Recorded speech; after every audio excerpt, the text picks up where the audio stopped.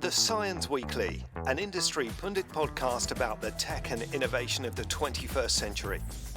An open discussion between industry experts to uncover how emerging technologies can help solve current societal issues. Hello, welcome. Thank you for joining us. Hello, good afternoon. And thank you for having us here in Brussels. Today we have Matthias Kuom with us from the European Commission. Can you please tell us a bit about what you do at the Commission? Well, I'm now since mid-2019 at the Commission at DG Connect, a unit responsible for digital issues within the Commission. And here I'm in the unit that wants to help industry in better make use of digital technologies. We have different programs. Our main program currently is on the digital innovation hubs. And we also have programs that want to support industry in exchanging data across company borders, and also some research that's relevant in the context of AI applications in industry. Wow, that's great. I'm a bit familiar with the European Digital Innovation Hubs. Mm-hmm. Our center knows it very well. So the European Digital Innovation Hubs, they're linking research and industry together and helping also businesses to digitalize and be part of the digital transformation. And they have four main activities. What are these four main activities that the we have a portfolio of four activities that every hub should offer.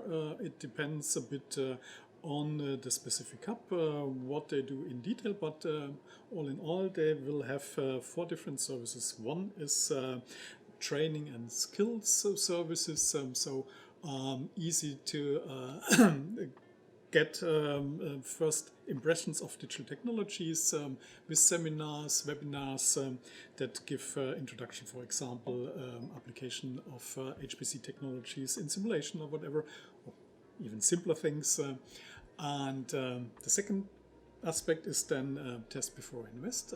After SMEs have a first idea how they could maybe apply new digital technologies, such hubs then offer them the possibility to test, to try out such technologies before they decide to invest in them, see if they fit their purpose and so on, if it makes sense to apply these technologies.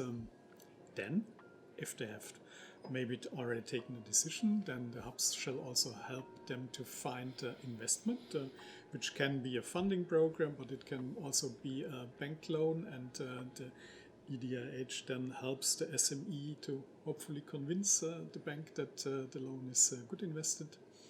And we also offer as the fourth element in the portfolio networking with the community in the region, so that companies know what IT suppliers are in their region, also see what other SMEs that maybe have are of similar size as they themselves already have done with digital technologies, to learn from them. And with this exchange, we also think we can support the adoption of digital technologies, especially in smaller companies. Wow, and this is Europe-wide? This is now Europe-wide. We have started this idea, this concept of digital innovation hubs in Horizon 2020.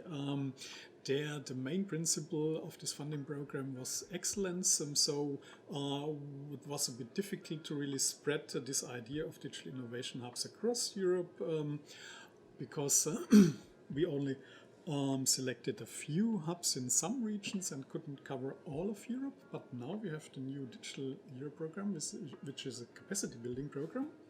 And with that program, we are able to now establish a hub nearly in every region of Europe. Our idea is that every SME should be able to reach such a hub within working distance. This can be 1 or 2 hours drive, but it should be relatively close to the customer. This is excellent. And as far as I know, every hub has its own specialization. Yes. So if I'm an SME anywhere in Europe, I don't have to go to the hub within my country, but I can go to another hub with the help of the EDIH in my country, in another European country, to help me. right? That's absolutely right. The idea is to have the hub in your region as first point of contact, of course, because he speaks the same language, he's close to you, and he may also help in identifying the level of digital maturity in the first step, and then see what technologies would fit the demands of an SME that comes to an hub.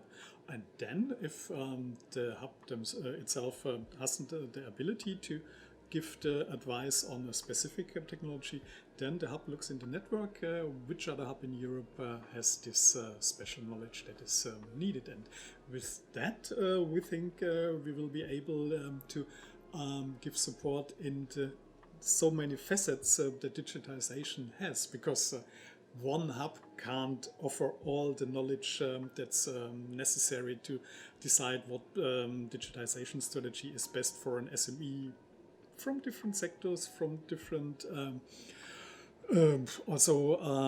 sizes. So therefore, it's really good to have this network, to have this spread capacity across Europe to help really in hopefully all topics that are relevant for digitization of industry. That's amazing. Are there any initiatives that some case studies or good practices, not case studies, that come to mind?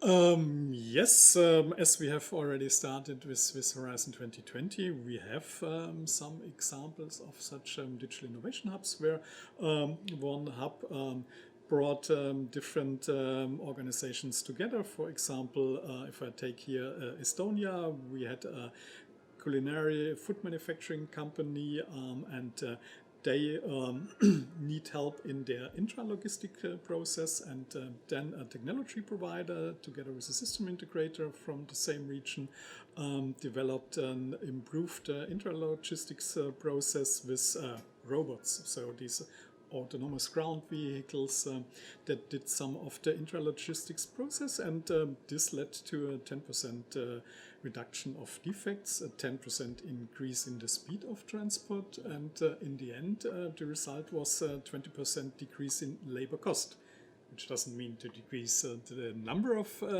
employers, but the costs.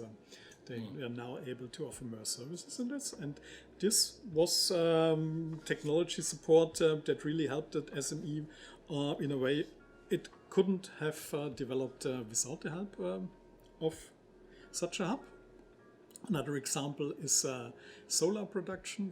Here we had a manufacturer in Spain, a manufacturer of hybrid solar panels, and here we had a company that's specialized in fluid simulations, and then another IT provider that brought HPC resources into the project. And with these high performance computing resources, it was possible to do huge simulations on the production process and also on the lamination process itself. With this real-time cloud-based simulation, the fluid flows in the solar panels were optimized and the production process was optimized. And once again, here we had a reduction in the manufacturing time of 20%, and what's even more important, a reduction of the energy consumption of the production of 30%. And also this leads, of course, to a reducement of costs, and with that also a sales increase, as we've heard, of more than 10%. And yeah, HPC knowledge, simulation knowledge, this isn't so easy to adopt for an SME. They need to be taken by hand in the first steps, and with the help of the Spanish Digital Innovation Hub in Somnia, this was possible. Well, I mean, it's doing a huge impact. Yeah, and with Horizon Europe, we only had a few examples. We now want to have more and more examples, and even if then an SME will not go directly to a hub, it may also learn from these examples that will be tested in a hub. So we hope that we really get now good leverage with the tools we have now at hand. Yeah, I cannot imagine the cost that would have been necessary for an SME to go and try to do these efforts on their own, with their own money, with the R&D efforts, it would be nearly impossible, especially for smaller companies. For smaller companies, it's sometimes impossible. But even if they would have the money, in the first place, they need to have the knowledge to specify what they really want to do.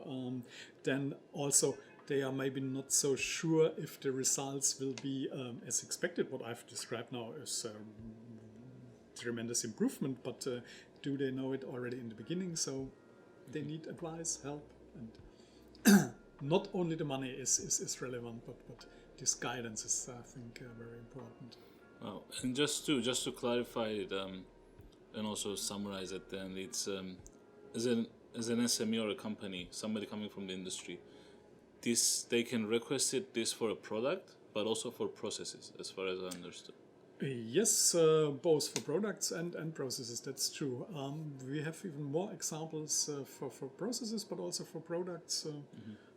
Another example is an Italian insole maker for shoes, and also with HPC simulation, they are able to better adopt their products to the actual feet of the customer, and therefore serving better the customer demand.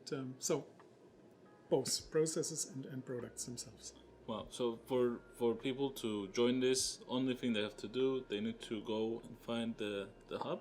Yes. And request this, and then that's where it all starts, I guess. That's where it all starts. This is the first contact point, and from there on, the SME and also public administrations now should be guided, and we have a catalog where we can find the hub that's closest to you, and after this first step, everything should be relatively easy. That's the idea. Oh, well, thank you so much. It was great. So any company that is looking to innovate or is looking for assistance in R&D, they can go to the European Digital Innovation Hubs. They can search and find your website, and then they can find your catalog, and they can engage directly with the hubs to initiate the process. Mm-hmm. Yeah, that's the concept. The innovation should be a digital innovation. That's why we call them digital innovation hubs. But as digital is now more or less in every process or product, I think they are good help in getting innovations to the company, to the process of the company, and also to the products of the company, which may be also then changed to a service. That's what we also see, that products that were physical in the past with digitization can change to services. Also on such changes of a business model, digital innovation hubs can help. And we also have, of course, other instruments to help with the innovation process, but for each need, we think digital innovation hubs should be the first contact point. If then a hub is not the right instrument, if it's better to connect to Enterprise Europe network node, for example, to help in the internationalization of the portfolio, then the hub can also guide on that. Or if it makes more sense to first have a research and development project, then this would be part of the help to find investment portfolio aspect of a hub to then help a SME to identify the right funding program, funding scheme to go a bit deeper into the innovation process. Oh, that's great. Well, thank you for explaining us in detail what the hubs are doing and all the benefits that it brings to the industry and to the economy. Is there anything else you would like to add before we close? Yeah, well, we are now in the phase where we kick off this new network of European Digital Innovation Hubs. We already have the Digital Innovation Hubs, but now we want to start this network of Digital Innovation Hubs, and we hope to have it ready in the third quarter of this year, so in September of this year. And from that on, we really hope that this idea gets much demand from SMEs across Europe. Perfect. Probably we'll be releasing the podcast in the same time that this decision is made, so it will be a very good timing. Yeah, excellent. Great. Thank you so much. It was Thank a pleasure. you for having me. It was also a pleasure to be able to explain our ideas. Thank you. Thanks. This podcast is brought to you by CYENS, former RISE, the Research Centre of Excellence in Cyprus, focusing on interactive media, smart systems and emerging technologies. For more information, please check our website on cyens.org.cy.